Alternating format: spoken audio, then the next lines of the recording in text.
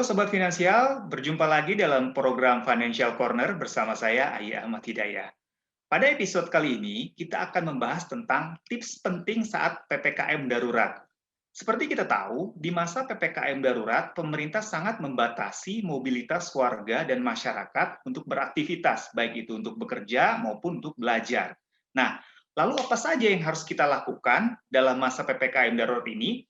Yang pertama, kita harus melakukan stok barang, ya. Jadi, kita stok barang-barang memang kebutuhan pokok, seperti misalkan masker, hand sanitizer, bahan makanan. Nah, disarankan untuk membelinya secara online gitu. Jadi kita harus mempersiapkan mobile banking ataupun internet banking untuk transaksi non tunai. Jadi untuk mengurangi mobilitas kita atau aktivitas kita di luar rumah. Yang kedua, kita juga harus menjaga kesehatan fisik dan mental.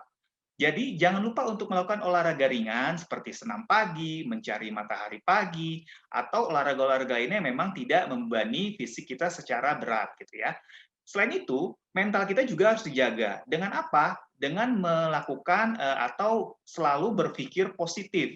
Jangan sampai kita terpengaruh oleh pemberitaan-pemberitaan atau hal-hal yang negatif. Ketiga, tentunya kita harus juga memperhatikan hiburan atau entertainment.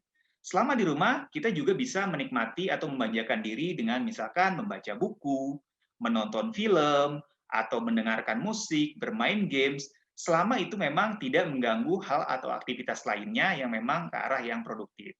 Nah, keempat, yang tidak kalah penting adalah kita juga harus tetap produktif, belajar dan bekerja dari rumah.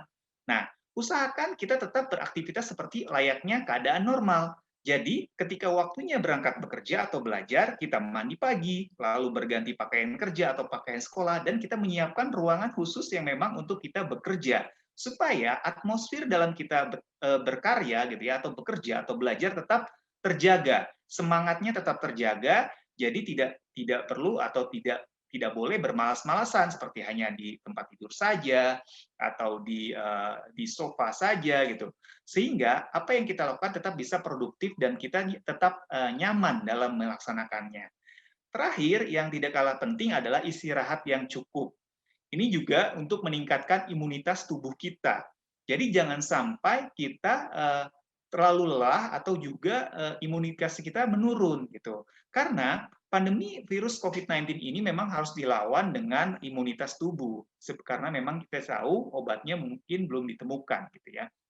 Nah, terakhir yang tidak kalah penting adalah kita juga harus menjaga 5M ya. Protokol kesehatan tetap dijaga walaupun kita banyak di rumah.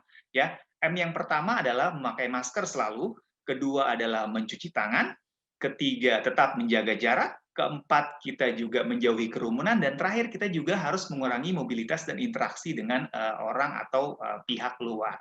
Jadi itu tips penting saat PPKM darurat, Sobat Finansial. Semoga membantu. Dan kira-kira tema apa lagi ya yang nantinya akan ingin dibahas ke depan?